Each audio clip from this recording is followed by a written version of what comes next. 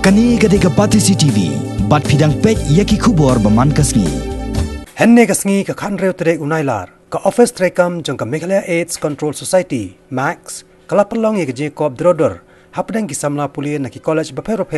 ki bana kani ganong ba Shillong. Ya kani je kop la perlong harut ka surak kabaran mar persya ka State Central Library. Shillong hakaba ki nong drodor ke hap bandro ye ki dor, hakikin ro jang ka State Central Library. Kabalong ro kum shibenta ban aji kai shaki pai ba bat khamtam shaki samla jong gajala, hakabai dei ba ka jingpang HIV AIDS. Habakran bat ka Pati CCTV ka consultant jong ka snat Youth Affairs Max ikong larina nong pure bat uba W Alex Katkungor kilapan pau bakalong kabaran kami kisamla banyo jingtep kumno banyada banlight na ka jingpang nyang khulia ne kata ka jingpang HIV AIDS bat ka wei na kirukom pasungtho pai ba halor kani kamas klasemru da kani kasinjam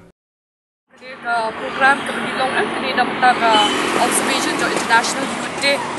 2018 ka International Youth Day actually kade khat outbreak every year kade khat outbreak unai August tamba taustem cara ha kade kasmi Sunday dengi la pelong ke International Youth Week mo ni om dengi la pelong barosh kayo start ko khalai trek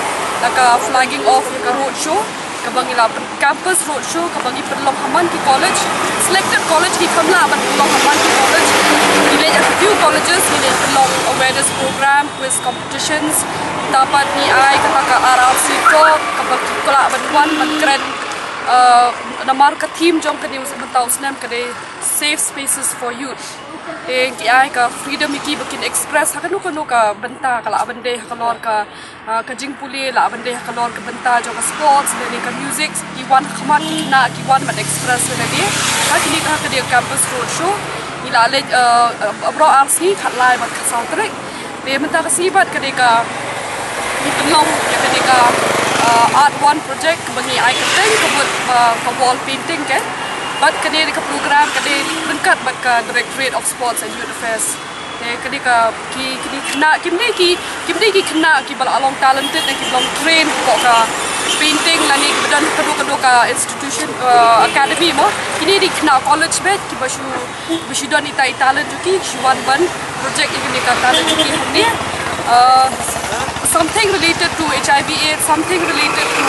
youth, something related to ka message ki belaban across ki patba kan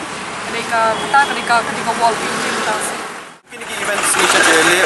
nang ba aku kini ki port ni la ben yo ki pun ki youths entam le mina ka sini ka atrek ka sini International Youth Day te namar ki youth ki long vulnerable ha abai dei babon ki Jepang entam Jepang HIV baki ki Jepang te kumno ban ngila ban ni kai pada ki kumno ban khamlong husiar ka jingem te bambaki la ban wara ka jida te ban nyano ka Jepang kumni Jepang HIV te kum kini program ni penlong rang bangin yo khat iki kena samla jongi kena makin nginebio ai ki message ni shaki bat makiro telong kum kita touch virus bat apa society jini rang mau maki bat la ban nilampat shaki mi bat pulang tuki baik pensapriang ya ka message kumno ban stop ya ka infection jong HIV ko ka jelau sini dai the company program ini pada aware ya babon ngot ki colleges bagi schools nang bamaki lemba joki ila ban control kan HIV ko